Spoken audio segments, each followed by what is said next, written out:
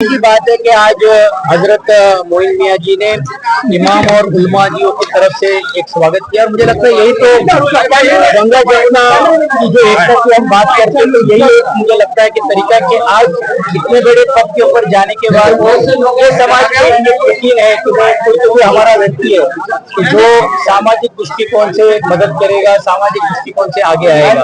और इसीलिए आपने देखा होगा कि मेरे भाषण में भी मैंने वही कहा कि समाज का एक शासन के दरबार में लाकर उसको छुड़ाने की कोशिश होनी चाहिए। इतनी सारी योजनाएं जो है राज्य सरकार की है लेकिन वो अपने लोगों तक नहीं पहुंचती है। उन लोगों का एक जरिया बनने का काम मेरा कार्यालय करेगा और साथ ही साथ में उन लोगों तक के राज्य सरकारों के जो योजना है वो पहुंचाने की कोशिश की जाएगी।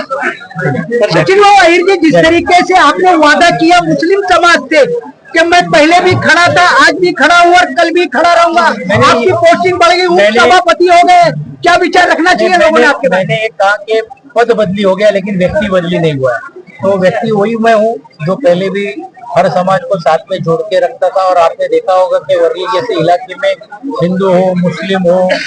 मागास वर्ग के समाज हो, कोई भी कैथलिक हो, कोई भी जाति धर्म का हो, सबको साथ में जोड़कर हर एक त्योहार में हम सब एक दूसरे के साथ काम करते आए। इसलिए आज भी मैंने यही यकीन दिलाया कि पद बदली हुआ है लेकिन व्यक्ति बदली नहीं हुआ। शुक्र। आपकी विधानसभा से भी तमाम जो मस्जिद के इमाम है वो लोग भी शामिल हुए थे, मुंबई के तमाम उलमा और आइमा यहाँ पर शामिल हुए थे। कि मैं अपने आप को खुशनसीब समझता हूँ और ये हजरत मोइन मियाँ जी का प्यार है क्योंकि एक पारिवारिक संबंध मेरा उनसे आज नहीं तो हजरत मुसन्नी मियाँ जी से साथ में रहते आया है और सामाजिक दृष्टिकोण से जो उन्होंने समाज के लिए जो काम किया कार्य किया बहुत नजदीक से मुझे देखने का मौका इतने सालों में मिला। तो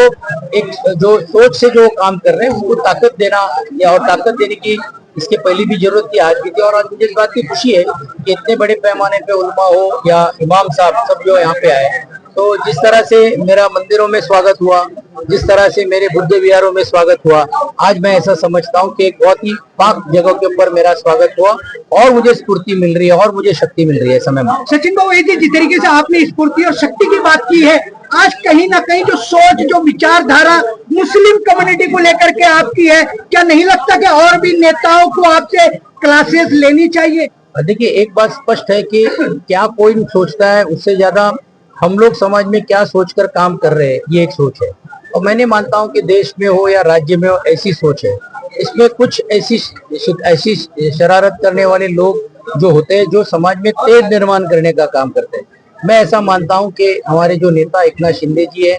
जो थाना जैसे इलाके में काम करते हैं, आज वो जो सोच से काम कर रहे हैं और उसी सोच से सभी समाज को साथ में जोड़ना ये हमारा फर्ज है। और उसके तहत ही जैसे मैंने कहा कि एक दूसरे को शक्ति देना जरूरी है। सचिन बाबू जी, एक सवाल आखिरी में आपसे ले लूंगा कि जब इलेक्शन की बारी आती है तो सारे नेता, सारी पार्टियां मुसलमानों की हितैषी बनकर सड़क पर आ जाती है, तो उस समय एकनाथ शिंदे जी क्या करेंगे? देखिए, एक बहुत अच्छी बात है कि अभी कोई चुनाव सामने नहीं है और मेरे पास 3 साल का कार्यकाल है जो हमारे नेता ने दिया है। और मैं ऐसा मानता हूं कि इस 3 सालों में